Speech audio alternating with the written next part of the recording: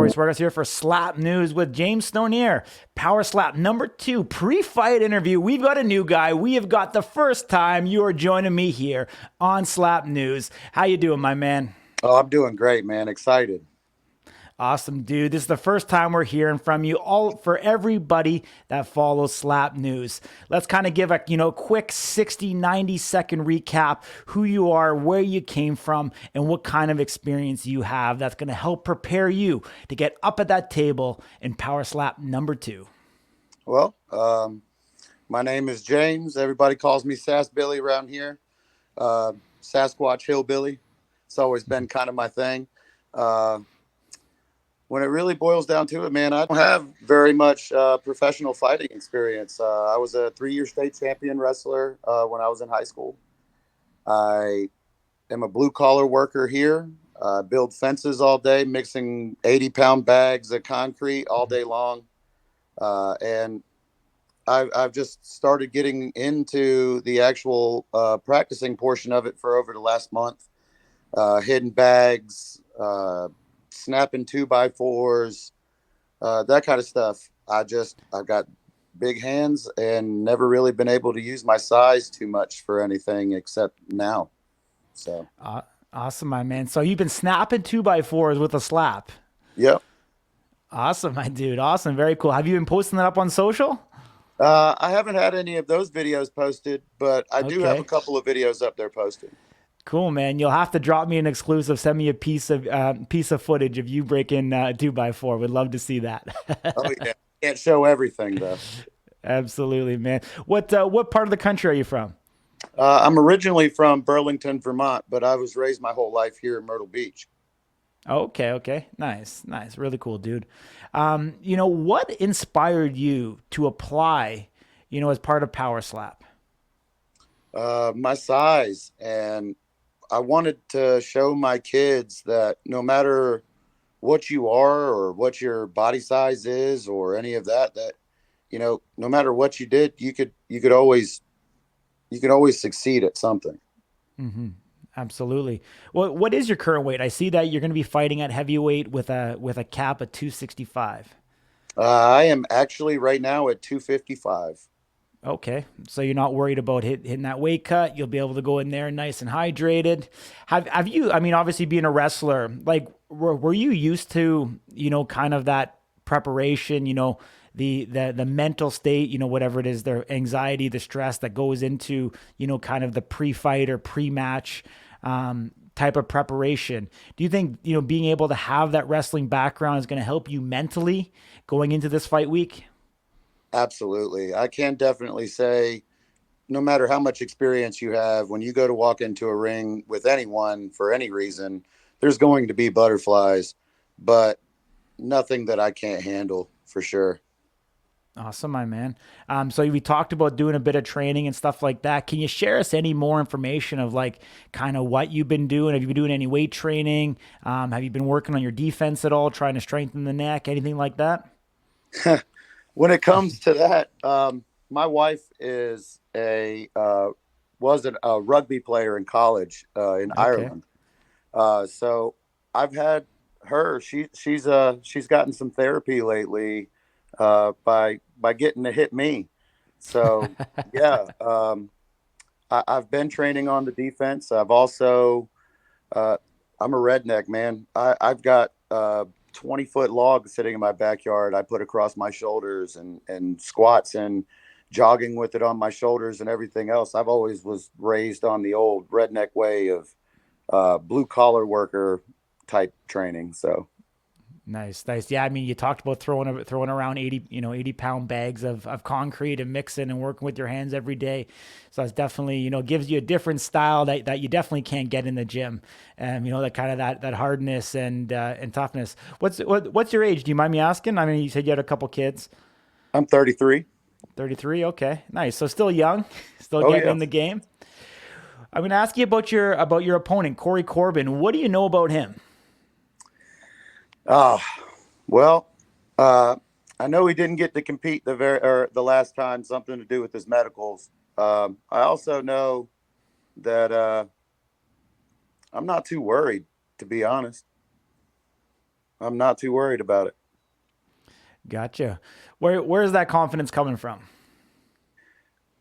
It comes from my mother, to be honest with you. When you were raised the way that I was raised, I there's nothing that I can't do. Okay, okay. Nice. Do you want to elaborate on how you were raised? I was raised by an old country woman from James Island, South Carolina, and she instilled in me that no matter what I did, that I needed to do it 110%. I needed to put forth every bit of effort that I had. That way, win, lose, or draw, I knew I was walking out of it still a winner, at least in my eyes and hers. Mm-hmm. And to be honest with you, there's not really anybody else's opinion I care too much about.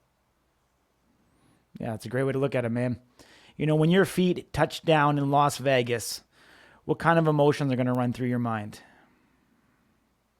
Man, when it comes to that, just this is surreal to me. All of it has been surreal. Being able to talk to some of the fighters and being able to, communicate with like you. I watch all your, your interviews and stuff. So to me, somebody who hasn't really had too much opportunities, man, I'm ecstatic. It's still very surreal to me. I brag to everybody like, man, I actually made it. I made it in something. So Absolutely, man. I mean, when you got that call or that email and they put a contract in front of you, how long did it take you to sign it? no time at all. No time at all. It's seconds, honestly. Nice, nice. How long ago did you actually apply to be a part of it, and how long did you have to wait to hear back? It was probably, I would say it was probably about 2 months. I'd signed up 2 months before I got the phone call. And it was just take the opportunity. The Hmm. worst they could say is no or not call me back. And when I did get that call, I was like, wow, like what can you really say or think at that moment except for just the wash of emotion of somebody actually is gonna take me on and let me show that my size is good for something other than just fence work. Absolutely, my man. What have you had a time to select your walkout music, and if you have, what is it going to be? I'm walking out. I'm walking out to Upchurch Hillbilly. Uh, Okay. it best represents just who I am. Yeah, yeah, yeah. And it didn't take me any time to realize that that's what I was going to do. That's about the only music I listen to nowadays is Upchurch and Walter Cole, Zach Bryan, and Tyler Childers. I'm like I said, I'm a hillbilly man. Nice, nice. Obviously we're seeing, some of the personalities kind of unfold here. We're seeing Power Slap kind of be a mix between UFC and, WWE. Are you going to push that way? Are you going to bring the redneck, the hillbilly, the Sasquatch? Like, are we going to see that personality evolve? Are you going to own it, see it through and through? Oh, I'm definitely going to see it through and through. But the one thing I am going to Yeah. do is I'm going to be humble. My entire life I've been humble, and it's Hmm. gotten me to the position that I'm at now. So uh, I absolutely plan on winning and want to win, but I also want to make sure that after the fact that my competition is all right before I go celebrating or anything else. But you're Hmm. definitely going to see a personality out of me that you probably ain't seen in none of the other guys. Awesome, my man. I'm looking forward to that. I'll be there in Vegas as well. Obviously, we're going to meet you in person. Hopefully, this is the first of many interviews that we have. In a perfect world, how do you see this fight unfolding come May 20 or May 24th on Rumble? Uh, I don't see it lasting past me hitting him the first time. Yeah, and you won the coin toss, so you're going first. So you're predicting a first round KO. Oh, I'm definitely predicting that. Yeah. Yeah, I'm assuming this is the biggest opportunity of your life. I'm assuming everything that you've gone through to get to this point. You talked about having children as well. How much, pumped up energy is going to go into that first slap? 33 years of bullshit that I've had to go through is going to go into the side of his head. I really feel like when I do hit him, I'm going to turn his head around like the Exorcist. Awesome, my man. I appreciate you a ton. I'm going to give you the last word. Where can people follow you on social media? That'd be James underscore sassbilly underscore Stonier. You can follow me there, or you can follow me on Instagram or Facebook as James Stonier as well. Awesome, my man. Is there anyone else that you want to shout out to? Anybody you want to give thanks to help get you to this point? Definitely. I want to shout out to my wife and my children most of all, because they're the whole reason that I'm even doing this.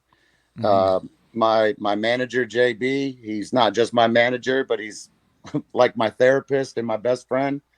And my boss Michael Meeks of Arcadian Fence, because man, if it wasn't for him, giving me the time off to do my medicals and everything else, and being okay with having to shift gears here and there so that we could still get our work done, but I could still participate in this, I wouldn't be able to have done it. So big thanks to all those guys. Awesome, my man. Appreciate you. Travel safe. We will see you there in Las Vegas. Sounds great, man. See you All there. right. Have a great day. Take care. All right.